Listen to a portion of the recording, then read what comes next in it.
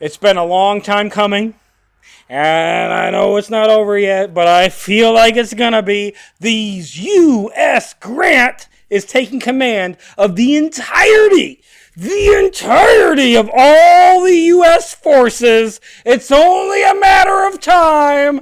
Unconditional surrender Grant is coming for you, Robert E. Lee.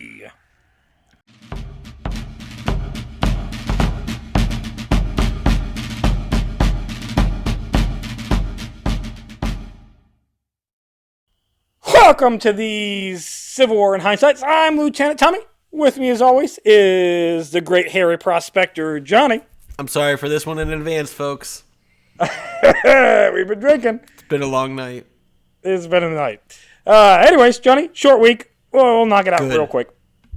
It's going to open up with Sherman's forces skirmishing at Canton, Mississippi. Meanwhile, Lincoln is going to commute the death sentence of all deserters and change their sentence to imprisonment for the duration of the war. So, perfect. What, 3 more months of prison? Big whoop. A big whoop. Yeah, and it's showing that Lincoln's now transitioning from war to peace. He's putting the country back together now. He's no longer our vicious dictator that he has been during the duration of this war. He is no longer ruling with an iron fist, imprisoning people that speak ill of him, crushing journalism, executing natives. He's no longer doing any of that. It also might be an election year. Oh. It might be part of it. That might be it. That might be the bigger problem. In any case, Johnny, on February 27th, federal prisoners are going to be again arriving at the unfinished prison camp near Marcus, Georgia, which is it's going to become known as Andersonville. Its lack of food, clothing, shelter, and supplies is going to lead it to become known as one of the worst prison camps during the war. It's the worst prison camp during the war. It's not even I don't even know why I sugarcoated that.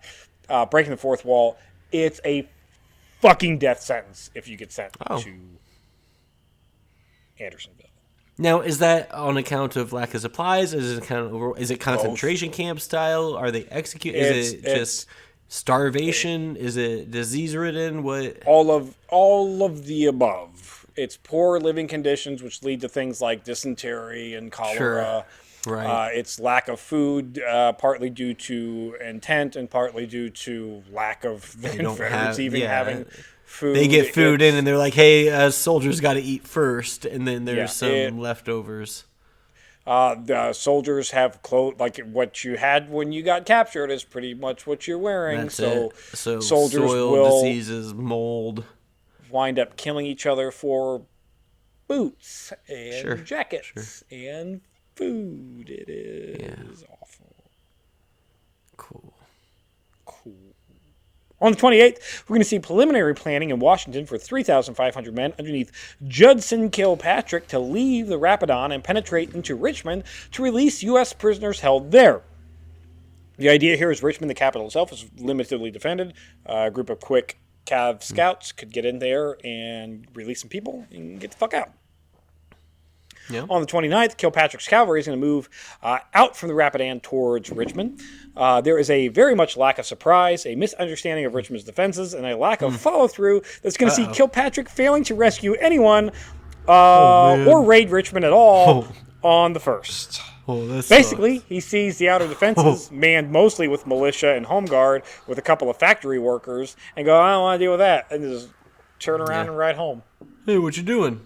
Oh, guarding that area? That's cool.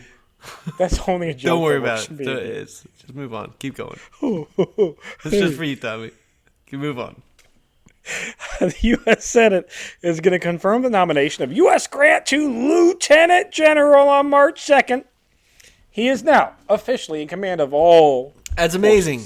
Congratulations, United States West, Grant. All of it. Everything goes through Grant. Grant's our guy. Yeah. Is he going to start arresting civilians? I hope not. Better than Lincoln. Let's go. Also on the 2nd, a Colonel Ulrich Dahlgren, who's also a part of these raids on Richmond, he's going to fail to get the notice that Kilpatrick didn't do it on the 1st. And he's going to continue to go for it. He assumed that everything went according to plan? Yes. He unfortunately is going to fall right into a Confederate trap, like literal Confederate trap. He's going to get killed, and 100 of his men are going to get captured.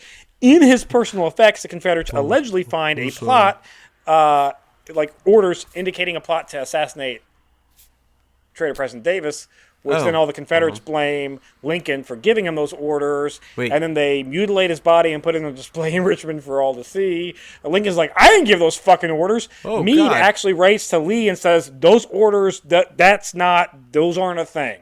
Those were never given. This is a farce. This is a farce. Even to this day, there is like historical debate about the authenticity of these documents. Were they actual orders? Were they not actual orders? Probably they were ordering people to kill traitor President Davis. Let's be honest. I mean, like, what is this? Who cares? It's Who cares? war. Like, this is what you're doing. Like, it's capture the flag, and the flag happens to be a live human being. That if you, I don't know, you do what the United States always does is you kill the current leader, you install one of your own that's sympathetic to what you want, and then you absorb it as kind of your own kind of territory. And I mean, surely when this war is over, and surely when the Confederates surrender, and surely when we capture Traitor President Davis, we're going to try him for treason and hang him anyways, right? That's the law, is it not? Yeah, that's the law. That's what's going to happen. I don't like that tone of voice. That's what's going to happen. That's what's going to happen. What do you know? I don't know. What are they telling you in the military? Are you being brainwashed? This is going to happen. This is what's going to happen. Brainwashing you. Anyway, Johnny, this week's going to end with the federal government issuing $200 million in 10-year bonds. What? To help pay for this. Yeah, you can buy 10-year bonds. What's that? And they're trying to raise $200 million, huh? What's that? Let's say I buy a bond from the U.S. government for like $1,000. I don't you give the government $1,000 of your money.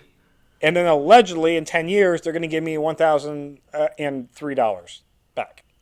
So it's probably more you than are giving the government sure. your money for basically free or a very small amount for them to then invest into other things and make more money off of it than you could ever imagine possible. And they will give you a pittance at the end of 10 years?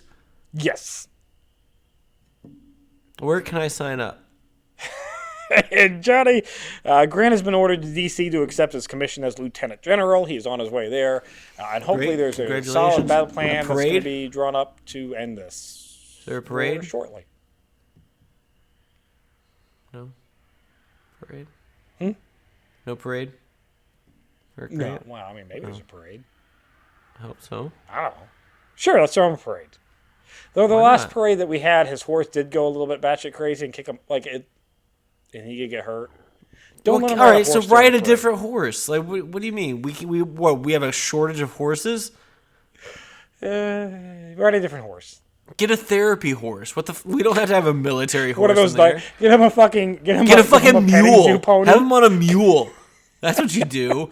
It's fucking Grant on a mule for the toes dragging on the ground on some short ass donkey. That's it for this week in Civil War in Hindsight. If you enjoy Civil War in Hindsight and our drunk shenanigans, check out Historic Hindsight. We do all kinds of fun things. We've been doing this for over 4 years. Lots of videos. If you want to go into our backlog, don't go too far back because some of this early stuff isn't great.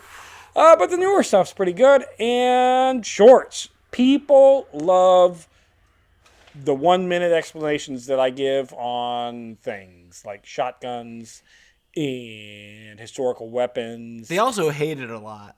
There's a lot. They do. A lot of people hate it. There is that. And every week lately, I've been doing things that lasted longer than the Confederacy, which is at least amusing me.